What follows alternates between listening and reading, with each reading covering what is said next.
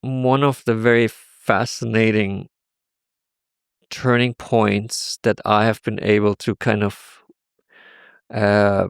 pinpoint, or at least I think this is what happened, is when do the first kings come up?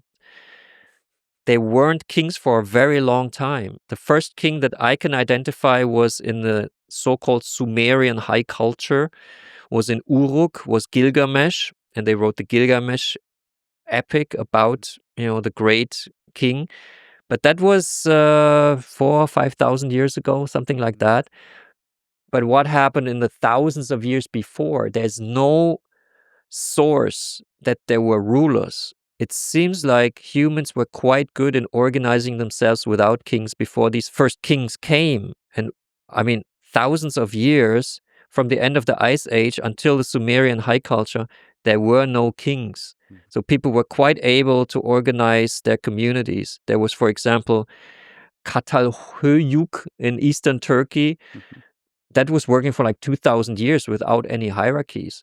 I think that is quite interesting. And then why do suddenly the hierarchies start, and what makes the hierarchy stronger? And again, I'm still researching this, but in Sumeria, we can see that it's the beer that destroys the hierarchy-free society, because they are able. I mean, beer is quite old. The first beer was made in Göbekli Tepe, the famous first kind of structure of mankind. I also write about that because it's very interesting. Small detour. What is Göbekli Tepe? No one knows. How did they make it? No one knows, but they made it. But why did they make it? I think they made it because they were creating a meeting place. And why was that so important? There were not so many humans at the time. There were like 1 to 4 million. Those are the estimates on the whole planet.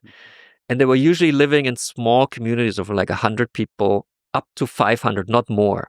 But so the problem then is, again, inbreeding. Inbreeding means it's a degeneration. So it's a problem. We are genetically not so diverse, actually, as humans. But Göbekli Tepe, people were meeting from different areas, having sex with people they usually wouldn't see, creating Nice. healthy children.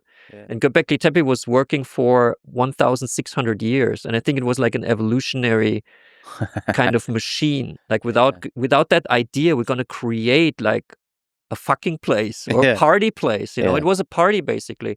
They were eating very well. They found a lot of bones, but no one lived there. They just came together there for parties. And then after 800 years, they start making beer there. And then the situation slightly changes. They found these places where they made beer. You can still find the chemicals, and kind of it's sure that they made beer there.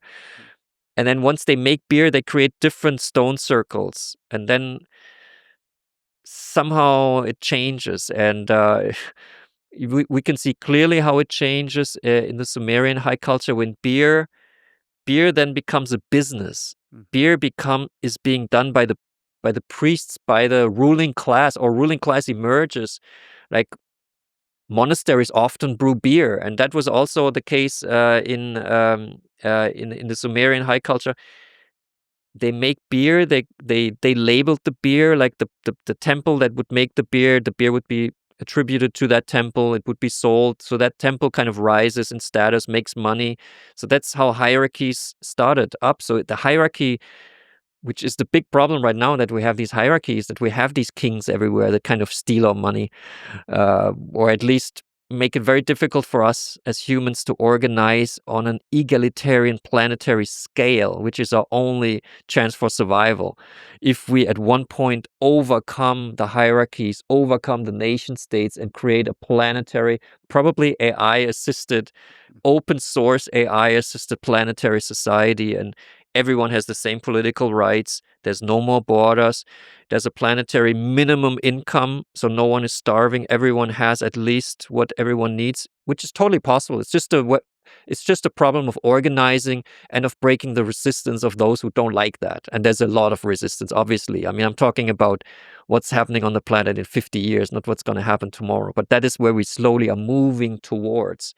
And you can see that this actually comes from, a time when we were able to organize ourselves without kings. We don't need kings. Kings always say, if you don't have me, then someone else, some other guy will come. And but it's this. That's why that's why I'm not. If a nation state makes war against another nation state, I'm not taking a position and saying this country is like better. Basically, the both nation states are doing war, and who has to suffer is us. Is stone sapiens, is the human species.